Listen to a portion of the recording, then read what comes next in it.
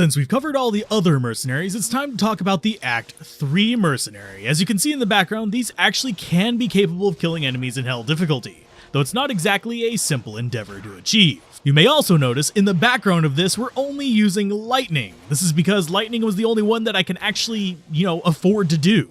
And even then, I'm making this on a backup save file on the character because of how expensive it is. I am 100% reverting this to get my jewels back after recording this. To put it in perspective, the lightning build is the cheapest, and even then requires 15 lightning facet jewels and a griffins to get even to this power level. The cold and fire classes requiring 17 facets of their given type to reach this amount of power. So for this video, we're actually going to cover the optimal setups and one cheapish alternative that can work exclusively for the cold mercenaries where they wouldn't be absolutely useless, and why without a massive investment, the Act 3 mercenaries are generally not worth it outside of laughs. So let's get that last part out of the way first. Most people, when first thinking of Act 3 mercenaries, are going to be thinking the same as a sorceress: plus skills, faster cast, resist, etc. The problem with this is, the Act 3 mercenary lacks something very important: masteries. So that damage is generally going to stay very, very low, even with synergies. And with the only one that has a functional utility at low damage being cold, they tend to get forgotten, especially when the Holy Freeze mercenary exists and outclasses the cold mercenary from Act 3. It is worth noting that this Cold Mage utility, though, does let you get some use out of them with a Spirit Sword and Shield, though you do need to use an Ethereal Monarch for the latter to even equip it by max level.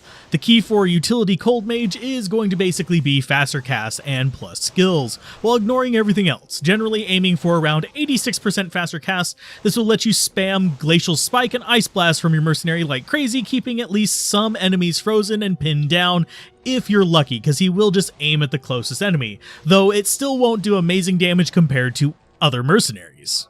You would think auras would be another option for these, considering they're the only mercenaries to equip 4 slots, but unfortunately due to the weapon type, there aren't any amazing combinations outside of the ineffective Might Thorns Act 3 mercenary. That is easily outclassed, and especially for much cheaper by the Act 2 mercenary options with the exact same auras possible, since again, the damage aura options are even useless if they had masteries, since the Act 2 mercenary doesn't physically attack, so even like a dragon variant would not be that useful. The only real way then to get damage out of these is manufactured mastery, or basically rainbow facets for days.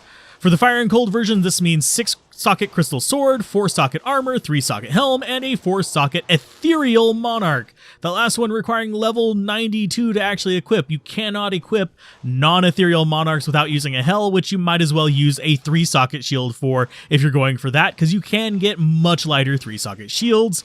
And, well, if you go that route, you'd only be losing a little bit of damage, at most 5% damage boost and 5% resistance reduction. Now, this setup gives you a grand total of plus 85% damage and minus 85% resist if you have all perfect facets, or more realistically closer to 70% in each if you're using rainbow facets you've hoarded from farming and are likely legitimate. The lightning one does have a little advantage over these thanks to Griffin's Eye, which offers more damage boost than the 3-socket helm option, which all perfects will sit around 95% damage and minus 90% resist. In the background footage, we're actually at 77% boost to damage and 83% resistance reduction, because that's what I have. This also gives you faster cast and a plus skill, which isn't bad either, though having to wait until level 92 to equip everything is definitely not a fun prospect when you can get a generally stronger mercenary earlier and cheaper, though I guess it does have some lightning AoE and can still be kind of interesting.